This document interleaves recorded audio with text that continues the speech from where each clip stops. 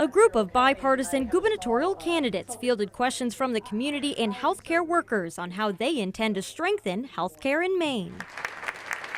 A central theme of the candidate forum was strategies for mitigating healthcare workforce shortages and incentivizing primary care recruitment. I think in order to attract more provider capacity of all types into Maine, we should stop making Maine a no-fly zone for innovative healthcare providers. We really have to work on the rural communities and make it attractive for folks to invest there and make their lives there.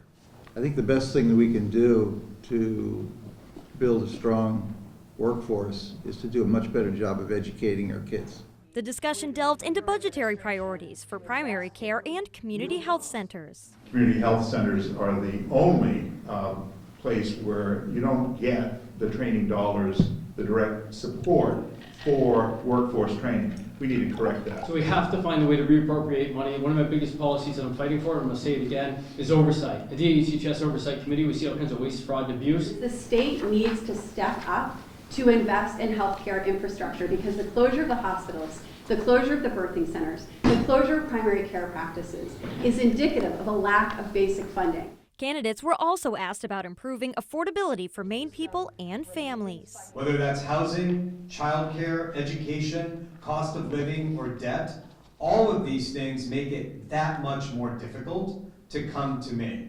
The prescription drug coverage, I really do feel that the state has a real ability to go after that and go after big pharma, and I am going to do that as governor. The next governor needs to redouble efforts to ensure that people are enrolled in Medicaid at a time in which Donald Trump is hoping that they will be pushed off. The candidates all reached a consensus that Maine's next governor must address the state's escalating healthcare crisis. In Augusta, Grace Blanchard, ABC 7 and Fox 22 News.